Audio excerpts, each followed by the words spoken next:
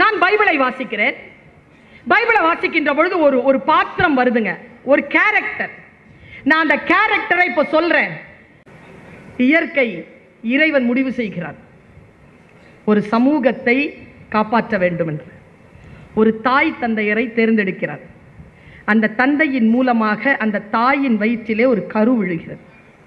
கரு விழுந்தவுடன் இந்த கருவிலே வரக்கூடிய குழந்தை இந்த இனத்தை காப்பாற்றும் என்று இயற்கை முடிவு செய்கிறது. இதுவரைக்கும் தான் நமக்கு எளிமையா இருக்குங்க. இதை கடந்து ஒரு வார்த்தையை சொல்றேன். அந்த தாய்க்கு கனவு ஒன்று வருது. அதுல 2 ஆர்டர் ஃப்ரம் காட், 2 ஆர்டர் வருது. என்ன ஆர்டர் தெரியுமா? நீ இந்த குழந்தை பெற்று வெளியில் ஏற்றுகின்ற வரைக்கும் திராட்சை ரசம் குடிக்க கூடாது, திராட்சை ரசம் குடிக்க கூடாது. அப்புறமா அந்த குழந்தை பிறந்து இறக்குற வரைக்கும் அவன் தலைமுடிய வெட்டக்கூடாது. குழந்தை பிறக்குதுங்க. சீக்கிரத்திலேயே ஒரு 17-18 வயதிலேயே குழந்தை எப்படி வளருதுன்னா ஆஜானு பாகுவா வளர்ந்துருதுங்க. அது சும்மா ஒரு அடி அடிச்சாலே 10 பேர் சாயிற அளவுக்கு அதுக்கு பராக்கிரமம். அவனை பார்த்து பயப்படுறாங்க எல்லாரும். அந்த இனம் காப்பாற்றப்படுது, பல்கி பெருகுது. அவனும் வளர்கிறான், 7 அடிக்கு வளர்றான், பெரிய வீரனாக வருகிறான். பாருங்க, இறைவன் நமக்கு, அவன் பெயர் சிம்சோன். பாருங்க, சிம்சோன் செஞ்ச பிழையை சொல்றேன். இயற்கை அவனுக்கு எவ்வளவு ஆற்றலை தந்தாலும் அவன் செய்த பிழை என்ன தெரியுமா? மதுரசம் அருந்த கூடாது என்று சொன்ன அந்த வார்த்தைக்கு அர்த்தம் அவன் மனசு அவ்வளவு பலவீனமான. நிறைய பேரால் அதை தாங்க முடியாது. அவன் ஒரு பெண்ணின் மீது காதல் உறுகிறான். அந்த காதல் அவனுக்கு கிடைக்கவில்லை. பாருங்க, சிம்சோனுக்கு மனசுல கோபம், மனசுல வேதனை.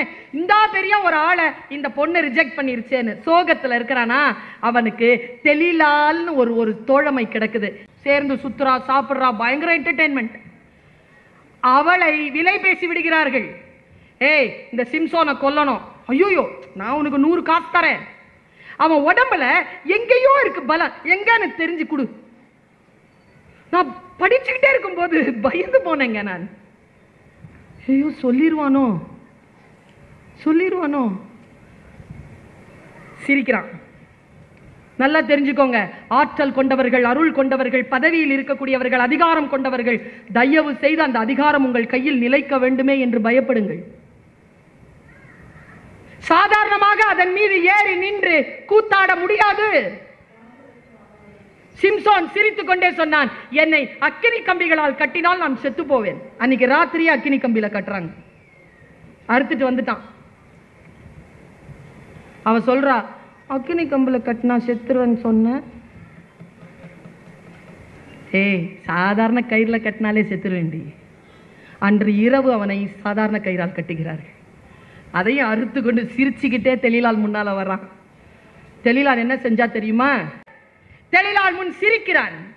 தெளிலால் விழுந்து அழுகிறாள். நீலாம் எனக்கு ஃப்ரெண்டா? சொல்ல மாட்டியா? உன் உயிர் எங்க இருக்குன்னு சொல்ல மாட்டியா? உன் ஆற்றல் எங்க இருக்குன்னு சொல்ல மாட்டியா? என்ன அவமானப்படுத்துற? நான் உனக்கு பெஸ்டியா இல்லையா? இப்படிலாம் பேசுறாங்க. பொறண்டு அழுறா பாருங்களேன். அவ அழுகையை பார்த்து பொறுக்க விடாம அவளை அப்படியே மடியில் எடுத்து சாச்சிக்கிறான். நீ சொல்ல, உன் உடம்புல எங்க இருக்குன்னு சொல்ல. அவன் கலங்கி போறாங்க. அவன், ஏன் இப்படி கேட்குற நீ? நான் சாவறதுனா உனக்கு பிடிக்குமா? அவ்வளோ இல்லை இல்லை, நீ என்னோட எவ்வளோ க்ளோஸாக இருக்கிறங்கிறதுக்கு இதுக்கு வேலை எப்படி சாட்சி? நீ சொல்லு. சொல்லிக்கிட்டே இருக்கும் பொழுது அவள் எழுந்து அவனை மடியில் போட்டுக்கொள்கிறாள். மடியில் போட்டுக்கிட்டு தலையை கோதுறா. தலையை கோதிக்கொண்டே கேட்கிறாள், எங்க இருக்குன்னு சொல்ல, உன் ஆற்றல் எங்க இருக்குன்னு சொல்ல, எனக்கு சொல்ல. நீ இதோ கோதிக்கொண்டிருக்கிறாயே, அந்த தலைமுடியில் தான் இருக்கிறது சொன்னானா. அவ அதை கோதிக்கிட்டே 7ஆ அதை பிரிக்கிறா. முடி 7ஆ பிரிச்சு கொண்ட போடுறா. அந்த சுகத்துல தூங்கிட்டான் சிம்சோன். காலையில் எழுந்து பார்க்கின்ற பொழுது அவன் முழு தலையும் மழிக்கப்பட்டிருக்கிறது. எழுகிறான். தன் உடம்பிலே ஆற்றல் போனதை அறிகிறான். தெளிலால் உடன் இல்லை. பகைவர்கள் வந்து பிடித்துக் கொள்கிறார்கள். அவனை கயிறுகளால் கட்டுகிறார்கள். கைகளால் அவன் கண்களை தோண்டி எடுக்கிறார்கள். சிறையில் அடைக்கப்படுகிறான். அழுகிறான் அழுகிறான் அழுகிறான். மீண்டும் முடி முளைக்கிறது. கண்ணை என்ன பண்ணுவான்? முடிதான் வளருது, மறுபடியும் ஆற்றல் வருது, எடுத்து ஆனா அடிக்கிறாங்க, எல்லாரையும் அடிக்கிறான். ஆனா கண் இல்லைல்ல, கண் எப்படி முளைக்கும்? எல்லாரையும் அடிக்கிறான், முடியலைங்க அவனால. மறுபடியும் கட்டி போட்டுறாங்க. கடைசியா மனம் வருந்தி சிம்சோன் அந்த கயிறை அப்படியே பிடித்து இழுத்து அந்த சிறைச்சாலையில் இருக்கக்கூடிய ஆயிரக்கணக்கான குற்றவாளிகளோடு அப்படியே செத்து போனான் என்று பைபிள் சிம்சோனின் கதையை முடிக்கிறது. கடைசியாக ஒரு வரி சிம்சோனுக்காக அஞ்சலியாக செலுத்தப்படுகிறது பைபிளில். அவன் உயிரோடு இருந்து தண்டித்த தீமையை விட அவன் இறந்தபோது அவனோடு சேர்ந்து அழிந்த தீமை மிகுந்தவர்கள் அதிகம் என்று சொல்லி முடிக்கிறது. நான் இதை ஏன் உங்களுக்கு சொல்கிறேன்? அவனால் இந்த புலையூர் மரணத்தை தடுத்திருக்க முடியும். அவனிடத்தில் தான் இருந்தது, அந்த செலக்ஷன் அவன்கிட்ட தான் இருந்தது. ஆனால் அவன் செய்தானா? அவன் செய்ய இல்லை.